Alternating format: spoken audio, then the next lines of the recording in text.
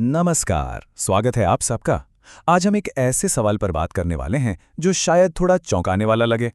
क्या हमारी रोज की आदतें, मतलब जो चीजें हम बिल्कुल नॉर्मल समझकर करते हैं, वो कहीं हमारे दिमाग को धीरे-धीरे कमजोर तो नहीं कर रही? चलिए, इसी सच को थोड़ा करीब से देखते हैं।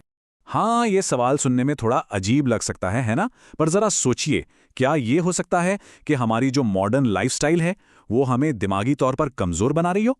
और ये सिर्फ कोई हवा-हवाई बात नहीं है। साइंटिफिक फैक्ट्स भी कुछ ऐसी ही परेशान करने वाली सच्चाई की तरफ इशारा कर रहे हैं। देखिए, ये सिर्फ कोई फीलिंग नहीं है, इसके पीछे बाकायदा सॉलिड साइंस है। इसे कहते हैं रिवर्स फ्लिन इफेक्ट। अब ये है क्या? देखिए, दशकों तक ऐसा होता था कि हर नई पीढ़ी पिछली पीढ़ी से ज़्यादा स्मार्ट होती थी। आईक्यू बढ़ता जा रहा था।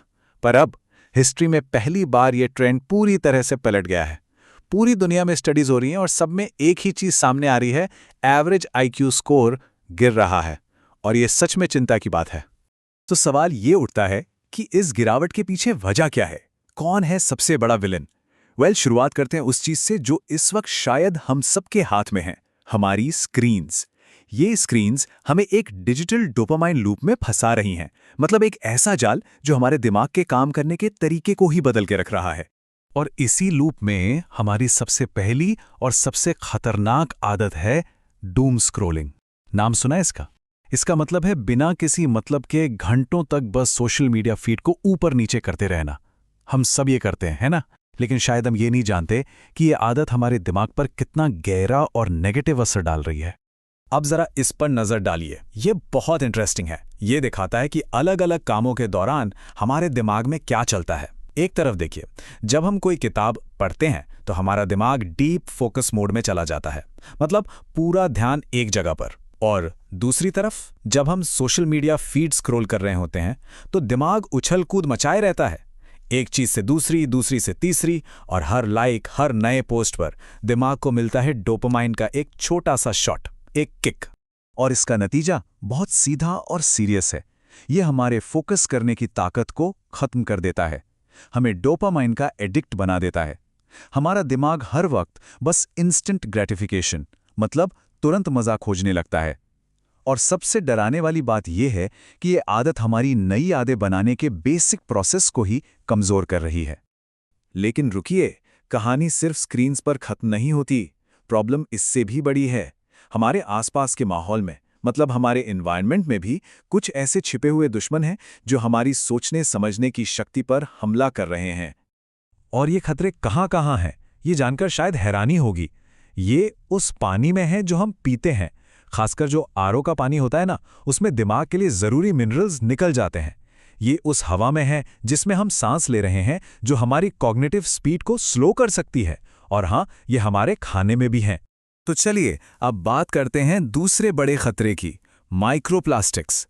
ये प्लास्टिक के इतने छोटे छोटे कण हैं कि दिखते भी नहीं, और ये अब हमारे शरीर के अंदर पहुंच चुके हैं। और सबसे चौंकाने वाली बात, ये हमारे दिमाग तक में पाए गए हैं। पर सवाल यह है कि ये दिमाग तक पहुंचते कैसे हैं? देखिए, होता क्या है, जब हम प्लास्टिक के डिब्बों में खाना रखते हैं या गर्म करते हैं तो ये छोटे छोटे कण खाने में घुल जाते हैं। वहां से ये पहुंचते हैं हमारे खून में, और फिर ये पार कर जाते हैं हमारे ब्लड ब्रेन बैरियर को। ये बैरियर एक तरह से हमारे दिमाग का सिक्योरिटी गार्ड है।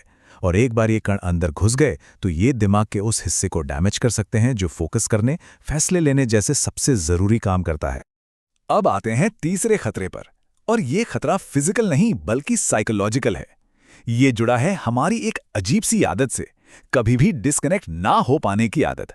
मतलब हर खाली पल को किसी न किसी शोर से, किसी बाहरी चीज से भर देने की आदत। और इस आदत को कहते हैं जीरो अलोन टाइम, मतलब अकेलेपन से एक तरह का डर। जरा सोचिए, आजकल हम में से कितने लोग हैं जो 10 मिनट भी शांति से बैठ सकते हैं, बिना फोन, बिना म्यूजिक, बिना पॉडकास्ट के?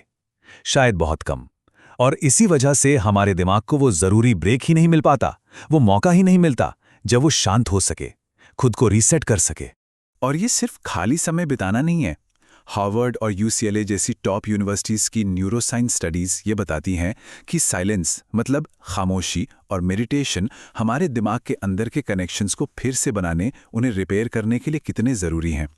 असल में यही वो गोल्डन टाइम है जब हमारा दिमाग अपनी सर्विसिंग करता है।